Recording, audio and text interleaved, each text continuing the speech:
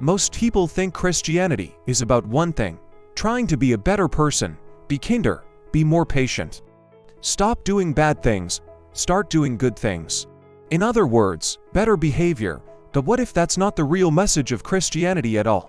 What if Christianity is not primarily about improving your behavior, but completely transforming your identity? Because the truth is this: Christianity doesn't just say, live better. It says something far more radical. Become someone new. The problem with moralism sounds good. Work harder, try harder, be better. And for a while, it works. You make promises to yourself. I'll be more disciplined. I'll be more patient. I'll stop that habit. But something strange keeps happening. You fall again. The anger returns. The pride resurfaces. The selfishness reappears. And suddenly you realize something uncomfortable. The real problem isn't just what you do. The problem is who you are. Behavior flows from identity. And you can't permanently change behavior without first changing identity. Religion vs. transformation. Many religions focus on moral improvement. Follow these rules. Perform these rituals. Avoid these sins. And maybe, if you do well enough, God will accept you. But Christianity flips that idea upside down.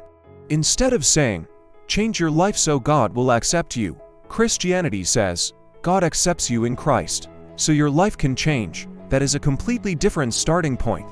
The change doesn't begin with effort, it begins with identity. The language of the New Testament. Look at how the Bible describes becoming a Christian. It doesn't say, try harder. It says things like, born again, a new creation, dead to sin, alive to God, children of God. Those are not behavior changes, those are identity changes. Christianity claims something astonishing. Through Christ, a person doesn't just improve.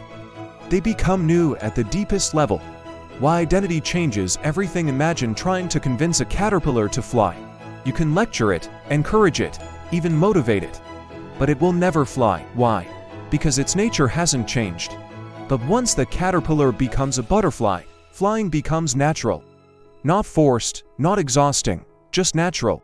Christianity says something similar. God doesn't just teach us to behave differently. He transforms who we are, and new behavior grows from that new identity. The cross, the center of the transformation. This is why the cross of Jesus is so central. The cross isn't just about forgiveness.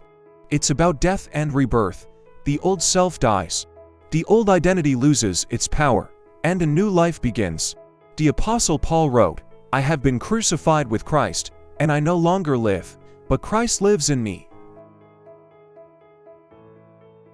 They often feel exhausted, constant pressure, constant guilt, constant failure. But when you understand identity, everything shifts. You're not fighting for acceptance anymore. You're living from acceptance. You're not trying to become a child of God. You already are one. And that identity slowly reshapes how you live. The power of a new identity. Think about it. When someone truly believes they are loved, they live differently. When someone truly believes they are forgiven, shame loses its grip. When someone truly believes they are a new creation, the past loses its authority. Identity drives behavior. And Christianity starts with identity. The invitation is the invitation at the heart of Christianity. Not just try harder, but come alive. Not just fix your behavior, but receive a new identity, a new heart, a new beginning, a new life with God. Outro. Christianity goes beyond moralism. It doesn't just polish the outside. It transforms the inside. Because when identity changes, behavior eventually follows, and that is the radical claim of the gospel. In Christ, you are not just a better version of the old you. You are a completely new creation.